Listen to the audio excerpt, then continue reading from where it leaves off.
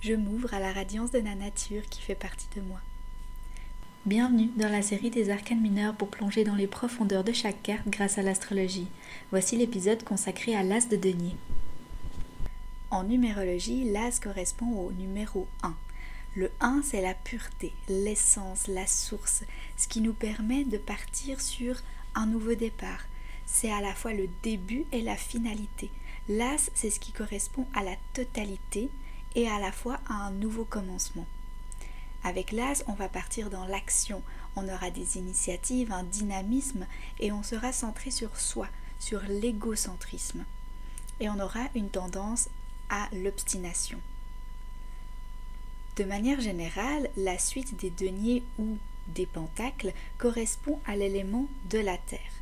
La terre, c'est symbolisé par un triangle qui pointe contre le bas avec une ligne en son centre. La terre fait référence à l'ancrage, à notre lien à la nature, à notre corps. Cette suite, elle symbolise tout le monde matériel dans lequel on vit et dont on fait partie. On va donc parler de nature, de notre corps, tout simplement, de nos 5 sens, de notre santé. On va parler aussi d'argent, de possession matérielle ou de manière générale de nos valeurs, de qu'est-ce qui est important pour nous, pourquoi est-ce qu'on donne du poids. On va parler de stabilité, donc ça peut être dans la sécurité encore une fois matérielle ou sécurité dans notre maison, notre foyer, dans nos structures. Une petite technique pour se rappeler que les deniers et les pentacles correspondent à l'élément de la terre. On peut déjà constater que de manière générale dans les représentations, le denier représente une pièce de monnaie. C'est littéralement un denier de l'argent. Et donc ça va symboliser la valeur et le monde matériel de manière générale. On voit qu'à l'intérieur du denier, dans la plupart des cas, mais généralement surtout dans la représentation du Rider-Waite-Smith, on aura un pentacle à l'intérieur. Le pentacle, c'est cette étoile à 5 pans. Et puis, le symbole justement en 5 branches représente les 5 éléments qui sont dans un cercle, entouré ici. On le retrouve là, encore plus qui touche le cercle qui l'entoure, et donc on aura les 5 éléments de la terre, du feu, de l'eau, de l'air et de l'éther. On peut aussi voir le pentacle comme un personnage qui a les bras écartés, les jambes écartées et la tête en haut et qui sont dans un cercle. Donc il touche le cercle avec ses bras et ses jambes et sa tête.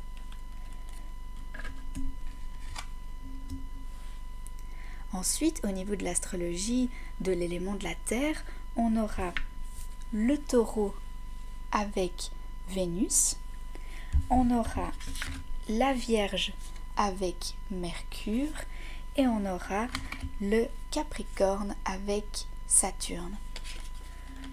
De manière rapide, pour faire un petit résumé, le taureau va symboliser la sensualité, la lenteur, le fait d'apprécier les 5 sens et de prendre soin de son corps.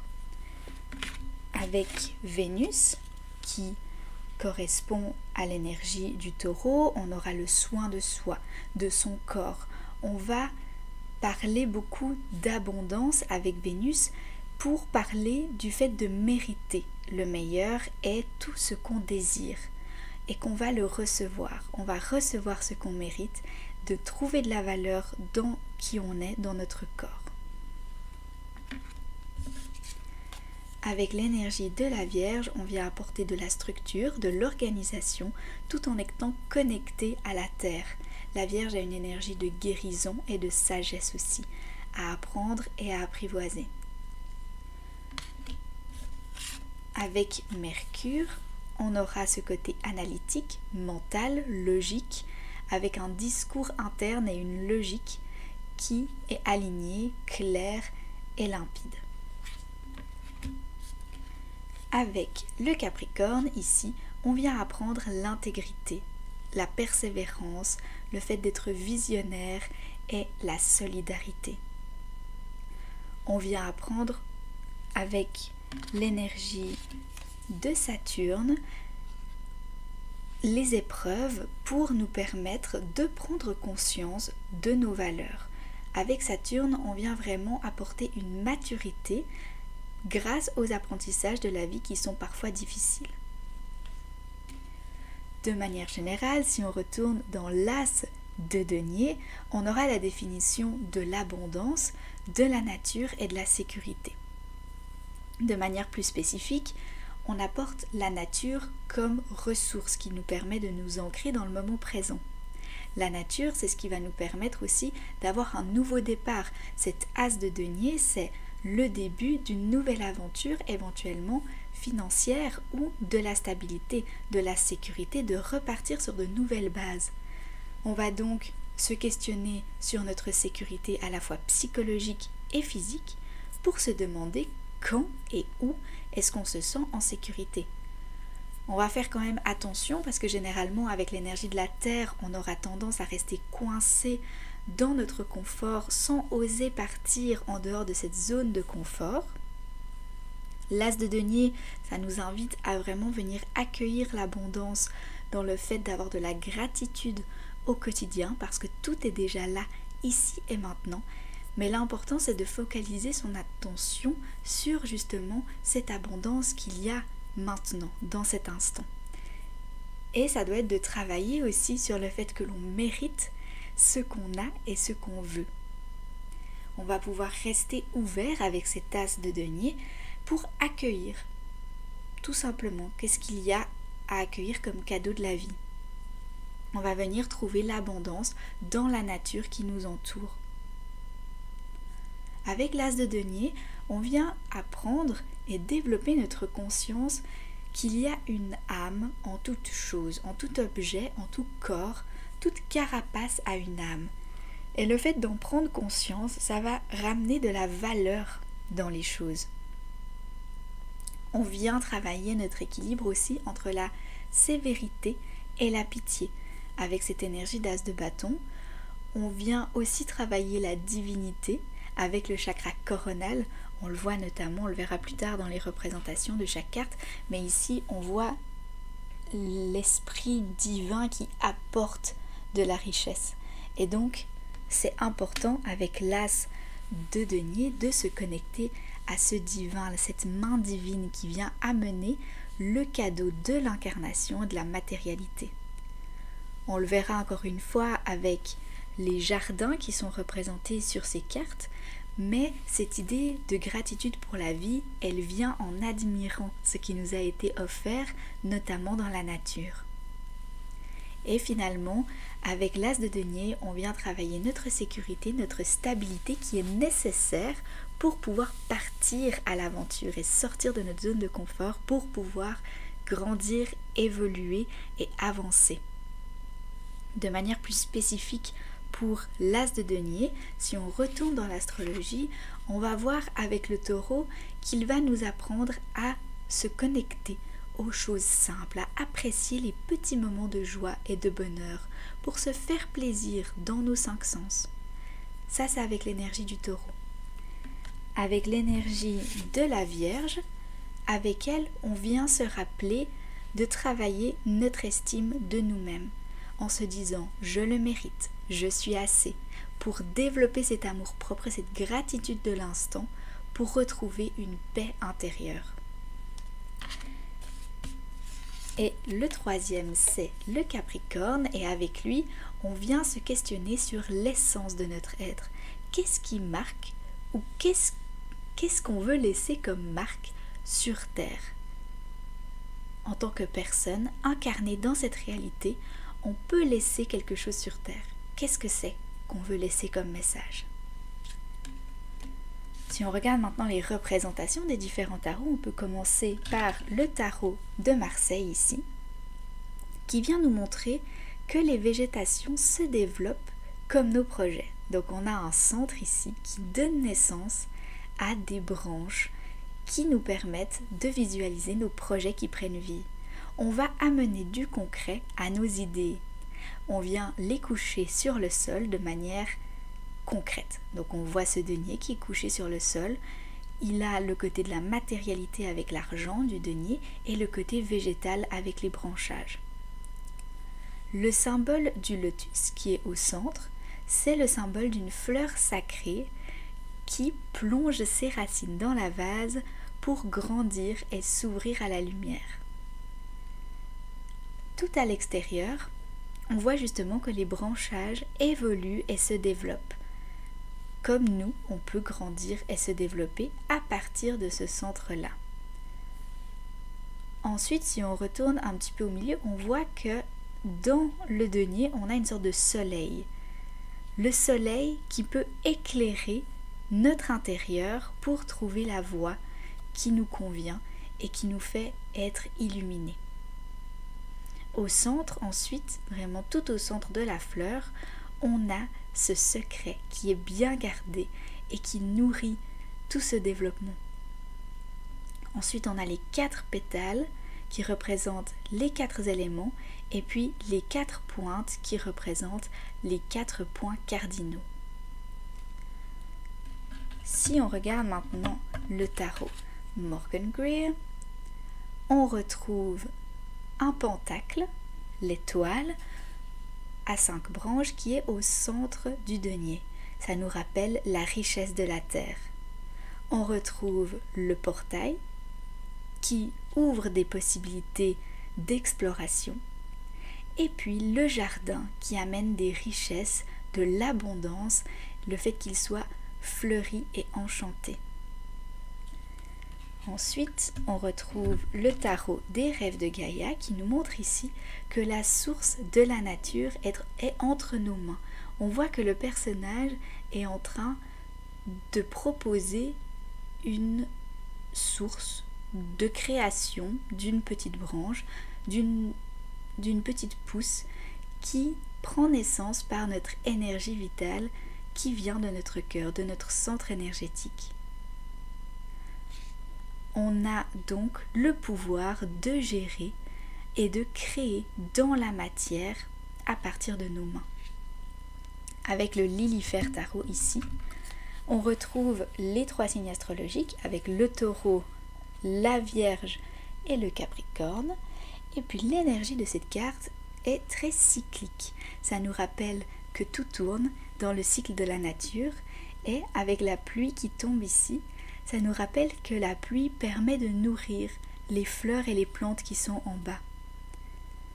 Je trouve que cette carte nous invite aussi à revenir à notre essence, à notre nature plutôt animale et sauvage, pour retrouver justement notre origine, d'où on vient pour pouvoir créer notre réalité. Ensuite, avec le Vision Quest ici, on nous parle de manifestation.